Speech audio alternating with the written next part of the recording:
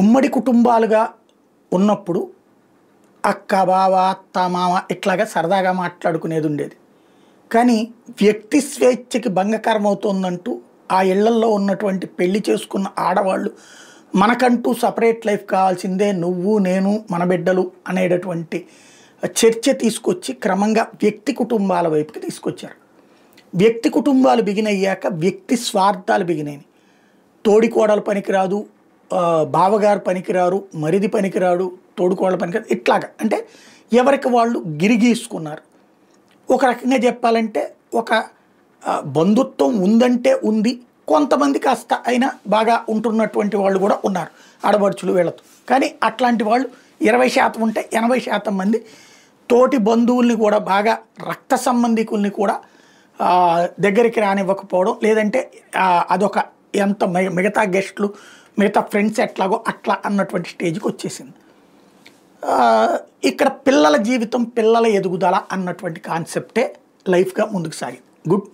పిల్లలు ఇవాళ విదేశాలకు వెళ్ళి చదువుకున్నారు, ఉద్యోగాలు చేశారు, లేకపోతే మహానగరాల్లో ఉంటున్నారు, ఉద్యోగాలు చేస్తున్నారు.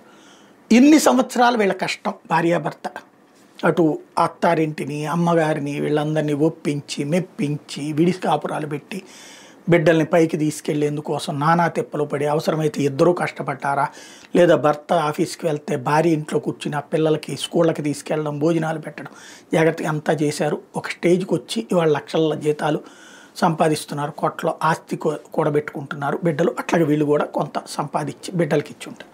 ఇప్పుడు వాళ్ళ వ్యక్తి జీవితం వాళ్ళకి అవసరమైంది. వీళ్ళ జీవితం అదే వాట్సప్ కాల్స్, జూమ్ కాల్స్, లేదంటే అప్పుడప్పుడు గెస్ట్ పోర్షన్.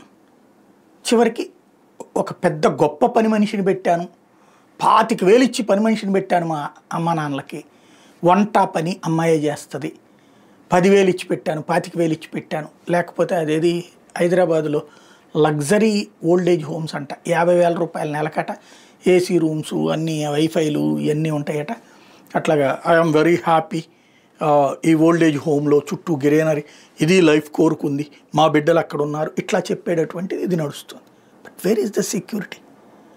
ఇంతకాలం కష్టపడి చివరికి వృద్ధాశ్రమాల బ్రతుకులు, చివరికి ఇదంతా ఇప్పుడు ఎందుకు చెప్పాల్సి వస్తుందంటే, తన ఒక వ్యక్తి దగ్గర వృద్ధుడి దగ్గర 10,000 రూపాయలు మనీ జీతం ఇచ్చి మరీ కేర్ టేకర్ని పెడితే, ఆ కేర్ టేకర్ చంపేసినటువంటి రిటైర్డ్ ఇంజనీర్ వెంకటరామారావు గారిని బెజవాడలో చంపేసిన ఉదంతంలో అనూష అనేటటువంటి అమ్మాయి తన లవర్తో పారిపోయినటువంటి వ్యవహారం ఏదైతే ఉందో దాన్ని బట్టి చూస్తే అర్థమవుతుంది. అంటే ఎవరి కోసం బ్రతుకులు, ఎందుకోసం బ్రతుకులు, ఇంత కష్టపడి చివరికి అలాంటి చావులా కోరుకునేది, లేదా అలాంటి జీవితాలా కోరుకునేది?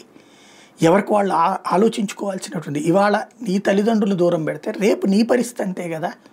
ఇవాళ నీ తల్లిదండ్రులను చూసుకోకపోతే రేపు నీ పరిస్థితి అంతే కదా. ఎందుకు చూడాలి ఇలాంటి చావులు, ఇలాంటి బ్రతుకులు? ఒక్కసారి ఆత్మవిమర్శ చేసుకోవాల్సింది.